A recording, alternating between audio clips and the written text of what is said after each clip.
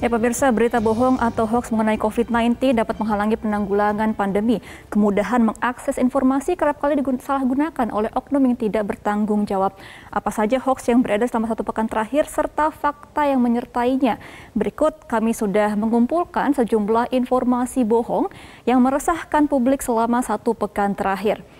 Yang pertama adalah sebuah narasi yang muncul di media sosial yang mengatakan bahwa Tiongkok atau China tak lagi menggunakan vaksinasi Sinovac dan Indonesia dikatakan telah ditipu dikarenakan sudah menggunakan vaksin Sinovac. Kita akan melihat faktanya apakah benar memang Tiongkok sudah tak lagi menggunakan vaksin hasil produksinya sendiri. Ya pemirsa, faktanya adalah Tiongkok memang berencana untuk menggunakan vaksin Pfizer sebagai booster bagi masyarakat, tetapi untuk saat ini masih menunggu persetujuan dari regulator obat setempat yaitu National Medical Products Administration. Dan Tiongkok juga sampai saat ini masih menggunakan vaksin domestik yaitu Sinopharm, Sinovac, Zhifei, serta vaksin dosis tunggal oleh CanSino. Dan dikutip juga pada tanggal 16 September kemarin bahwa Tiongkok telah memvaksin 1 miliar penduduknya dari 1,41 miliar dan sebagian besar menggunakan vaksin Sinovac. Pemirsa, kita akan ke informasi kedua. Muncul sebuah hoax di media sosial Facebook yang mengatakan bahwa vaksin tidak menjadi syarat untuk penerbangan internasional. Dikarenakan untuk saat ini memang sudah banyak sejumlah fasilitas yang mewajibkan untuk menyertakan sertifikat vaksinasi. Tetapi pada narasi ini dikatakan vaksin tidak menjadi syarat untuk penerbangan internasional. Kita akan melihat faktanya pemirsa. Ya, pemirsa, dikutip dari Reuters tanggal 16 Agustus kemarin, lebih dari 10 negara sudah mewajibkan sertifikat vaksinasi untuk turis memasuki negaranya, termasuk juga Indonesia. Ada Australia, Inggris, Kanada, Amerika Serikat, bahkan Sri Lanka, dan juga Saudi Arabia sudah mewajibkan seluruh warga asing menggunakan ataupun menyertakan vaksinasi sertifikat dosis kedua ketika hendak memasuki negara-negara yang ada pada layar saat ini. Sehingga untuk saat ini seluruh penerbangan internasional tetap mewajibkan untuk menyertakan sertifikat vaksinasi untuk syarat perjalanannya. Kita akan lanjut ke informasi selanjutnya pemirsa.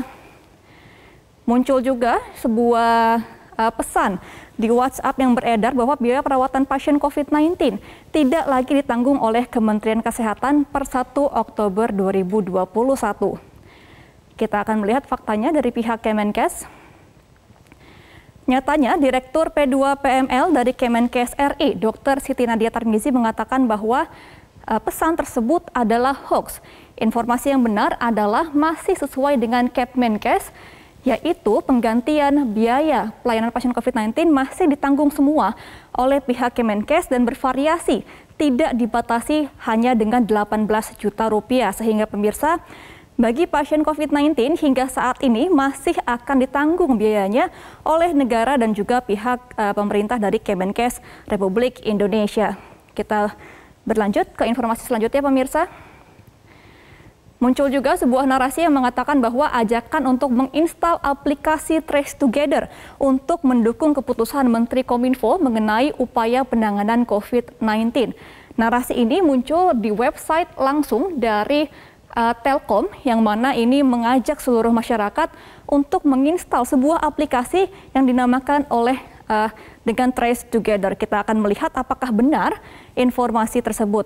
Pemirsa, nyatanya informasi pada halaman health-tracking.telkomsigma.co.id sudah mengalami suntingan dikarenakan isi laman tersebut adalah ajakan untuk mendukung keputusan Menteri Kominfo mengenai upaya penanganan COVID-19 melalui dukungan sektor pos dan juga informatika. Hingga saat ini aplikasi Peduli Lindungi tetap masih menjadi fungsi sebagai surveillance kesehatan penanganan pandemi COVID-19 sehingga tidak ada aplikasi Trace Together, tetapi hanya ada Peduli Lindungi yang resmi dari pemerintah. Kita akan masuk ke informasi yang terakhir pemirsa. Muncul juga sebuah artikel yang mengatakan bahwa Bill Gates menyerukan untuk menarik vaksin COVID-19 dikarenakan vaksinasi COVID-19 berbahaya bagi kesehatan masyarakat. Nah, kita akan melihat apakah benar pernah ada artikel yang mengunggah pernyataan tersebut.